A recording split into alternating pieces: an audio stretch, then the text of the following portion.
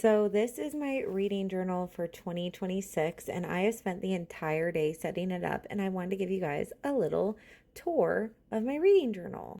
The beginning of the reading journal has an index. These are all the things I have set up already, and then I have some extra pages. This is my cover page for the reading journal. These are all my goals for the year. These are 15 books that I really want to read in 2026.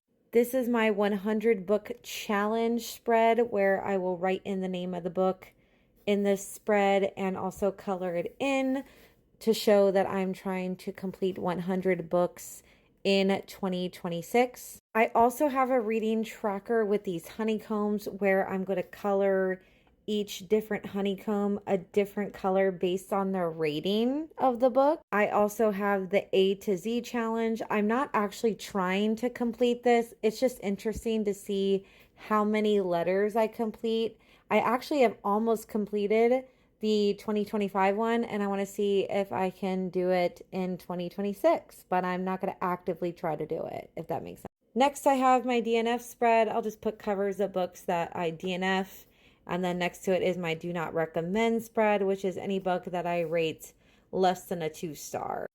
This is my book bingo spread. And right next to it is any arcs that I read, because I do tend to read a lot of arcs. In 2025, I actually read 40 arcs. This is my series tracker, and I did make Dutch doors, so I have room to add new series, but these are all the ones I'm actively reading. And I'm hoping to complete them next year, which is why I wanted to put them on the series tracker. And I also want to start a bunch of new series, which is why I gave myself all this room. Next is my book of the year spread, which, by the way, filling in all these little boxes took a billion years. And these random books are here because I accidentally tore the page, and this is just holding the page together. But basically, I'm going to put my top 10 books on the outside, and then out of these 5, I'll break it down to 2, and then I'll pick out of those 2 my favorites.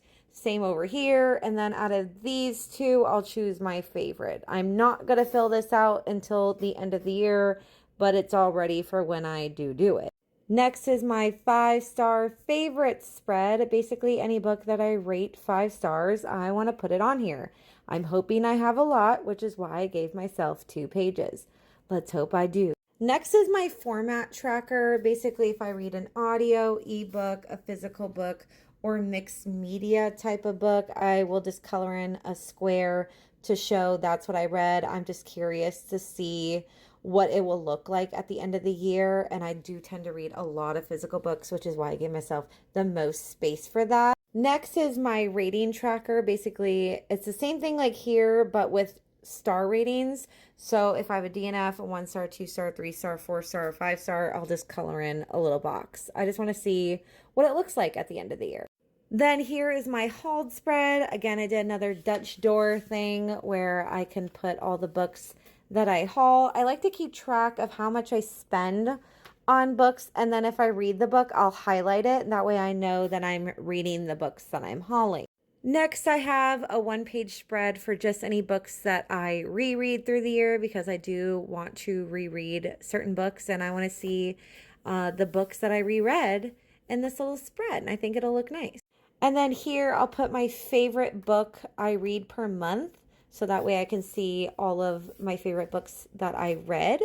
And then here I'll put my favorite book that I read per month. So even if I have like 5 stars in May, I'll pick my favorite out of all of them and put it here. This doesn't necessarily mean these are my top 12 books of the year, but it's just the best book I read that month. I want to complete reading the Cassandra Clare universe, so I made a spread of all of her books, and I own all but the last 2 because these aren't out yet, but I own all the rest, and I'm really trying to make my way through that list. As you can see, I have only read 2 of them. I'm reading City of Glass right now, so that will be done before this, but I want to try to finish all of them. It is one of my yearly goals to read all of her books, so I wanted to have a spread that just shows the order of when I need to read them. Next is another spread similar to my monthly favorites, and it's just going to show whatever book I pick as my book of the month pick. I just want to be able to see which ones I did. Same thing for Owlcrate with my adult fantasy subscription.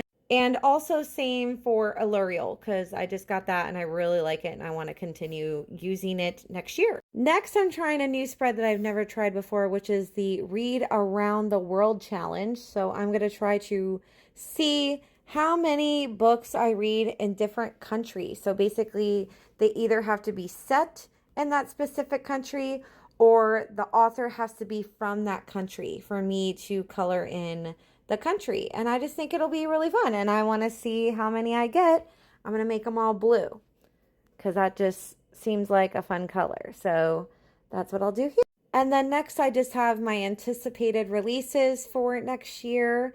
So I just printed out some of the books that come out next year that I want to read or have read, or some of these I have arcs of already, but really excited about all these books for next year. And I just wanted to show some of the books because I do want to get physical copies of some of these. But yeah, really excited about this. And then the last thing I finished so far is my reading log. I do want to have spreads that just show every single book I've read with the genre. I usually write the genre here. I'll put the month, the number of pages, and then the rating. I did 2 pages so far. I do want to do another 2 pages, but I have been working on this for 12 hours and I'm done. But that is all for my 2026 reading journal, and I'm really excited about how it turned out.